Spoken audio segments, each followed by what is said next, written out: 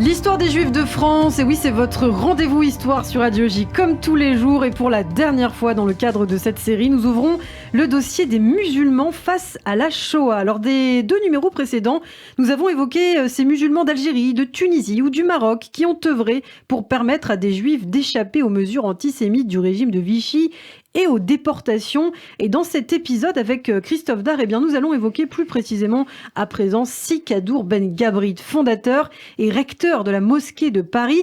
Il a en effet, Christophe, contribué à sauver des Juifs au cœur même du lieu de culte. 15 juillet 1926, après 4 années de travaux, la grande mosquée de Paris, inspirée d'ailleurs par celle de Fès au Maroc, l'une des plus anciennes au monde, est inaugurée en présence du président de la République d'alors, Gaston Doumergue, du sultan du Maroc et bien sûr de son initiateur, le diplomate et haut dignitaire Sikadour Ben Gabrit, qui a alors 58 ans et qui a exercé, on l'avait vu précédemment, de hautes fonctions en Algérie, son pays de naissance, et également au Maroc. La grande mosquée marque l'aboutissement d'un projet entamé quelques années plus tôt par Ben Gabrit dans la foulée de la fondation à Alger de la Société des Habous, des lieux saints de l'islam. Et parmi les projets de cette association, il y a justement la construction d'une mosquée et d'un institut qui symboliserait sur le sol français l'amitié éternelle de la France et de l'islam, mais également un hommage aux milliers de soldats musulmans tombés durant la Première Guerre mondiale. On rappelle quand même qu'environ 70 000 soldats d'Afrique du Nord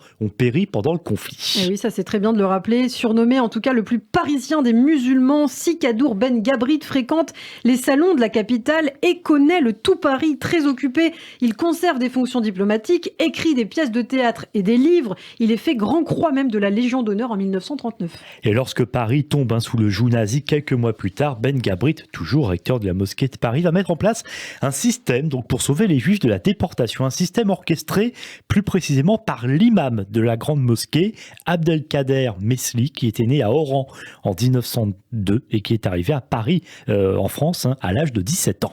Plus précisément, il délivre des fausses attestations d'appartenance à la religion musulmane pour des Juifs séfarades et il protège dans les sous-sols de la mosquée des centaines d'enfants avant leur évacuation en zone dite libre ou de l'autre côté de la Méditerranée, au Maghreb.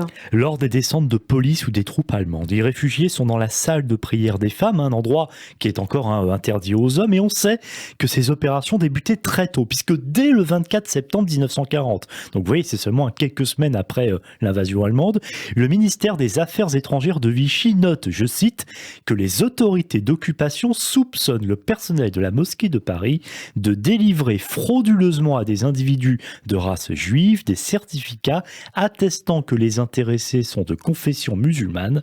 La note précise qu'il a été demandé à l'imam de rompre avec toute pratique de ce genre. Et c'est surtout à partir de 1942 que ces opérations de sauvetage s'amplifient en raison de l'augmentation des rafles aussi dans la capitale. Et ce qu'on aura découvert finalement dans cette série, Ilana, c'est qu'il y a vraiment eu un avant et un après rafle du Veldiv dans les prises de conscience et effectivement dans les opérations de sauvetage. Et dans un documentaire diffusé en 1991 sur la chaîne FR3 de Derry Berkani intitulé La mosquée de Paris, une résistance oubliée, on y apprend notamment que ce sont les francs-tireurs et partisans algériens qu'on appelle les FTP et qu'on nomme alors le groupe Kavil, essentiellement constitué d'ouvriers laïcs qui ont amené ces juifs à la mosquée de Paris. Il faut rappeler en effet, c'est notamment ça les travaux de Benjamin Stora, qu'il y a 100 000 travailleurs algériens en France en 1939 et que la plupart vivent dans des conditions misérables. Les Juifs hébergés sont de passage dans le lieu de culte dans l'attente que des papiers soient donc fournis pour leur permettre de se rendre en zone libre ou de franchir la Méditerranée, du moins pour rejoindre le Maghreb donc. Et dans un tract en kabyle, ni daté, ni signé, mais intitulé comme tous nos enfants, ces FTP écrivent: hier à l'aube, les Juifs de Paris ont été arrêtés, les vieillards, les femmes comme les enfants, en exil comme nous, ouvriers comme nous. Ce sont nos frères et leurs enfants sont nos enfants. Si quelqu'un d'entre vous rencontre un de ces enfants, il doit lui donner asile et protection le temps que le malheur passe.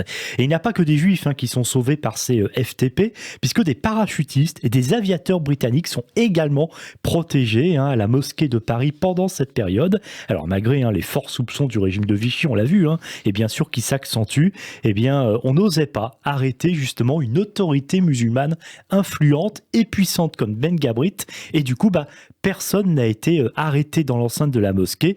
Et je précise d'ailleurs aussi que ce n'est pas un hasard si Ben Gabrit est finalement, en tant que musulman, n'a pas été arrêté, car il faut rappeler à l'époque que Vichy, comme les nazis, voulait faire alliance avec les musulmans contre les juifs. Je vous renvoie bien sûr au grand moufti de Jérusalem et sa position par rapport à Hitler. Absolument. Alors, par ailleurs, les estimations sur le nombre de juifs sauvés divergent. Albert Assouline, un médecin réfugié à la mosquée après s'être évadé d'un camp en Allemagne et qui participe à ces opérations de sauvetage, évoque le nombre de 1600 comme le nombre de cartes alimentaires qu'il a distribuées, mais en réalité, le chiffre de 500 juifs sauvés serait le plus proche de la réalité. Et oui, c'est là qu'on rentre dans une période un peu plus compliquée justement sur la réalité de tout ça. Toujours est-il que plus récemment, cette histoire a fait l'objet d'un film en 2011, Gizom Lead, d'Ismaël Ferrouki, avec Michael Lonsdale dans le rôle de Sikadour Ben Gabrit. Et l'année suivante, un livre évoque aussi cette période, L'étoile jaune et le croissant du journaliste Mohamed Aissaoui. Mais aujourd'hui encore, faute de documents et d'archives, certains doutent de l'ampleur des sauvetages orchestrés par Sikadour Ben Gabrit. Serge Klarsfeld, président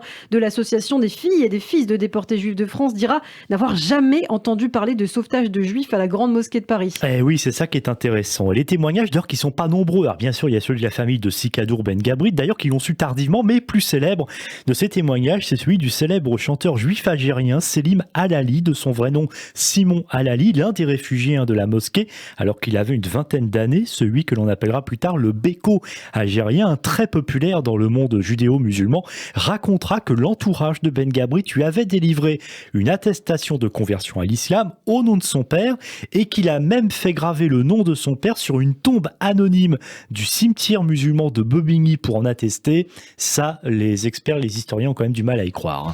Autre témoignage, celui du journaliste et animateur Philippe Bouvard. Il racontera qu'alors qu'il avait 12 ans, sa mère juive l'emmenait tous les jeudis à la mosquée de Paris car elle connaissait personnellement Ben Gabrit. Lorsque le père effectivement de Philippe Bouvard, tailleur, est en prison après avoir été arrêté car il a habillé des déserteurs allemands et s'est retrouvé accusé de résistance, la mère du futur journaliste demandera au recteur de la mosquée de Paris d'intervenir et il fait sortir de prison le père de Philippe Bouvard. Alors ça peut accréditer effectivement un Ben Gabrit sauveur, mais toujours est-il que ça se passe pas à la mosquée de Paris justement. Alors si Ben Gabrit ne sera jamais inquiété par le régime de Vichy et les nazis, il n'en est pas de même pour l'imam de la grande mosquée Abdelkader Mesli, envoyé à Bordeaux par la mosquée de Paris en tant qu'aumônier musulman dans un camp d'internement dirigé par les nazis.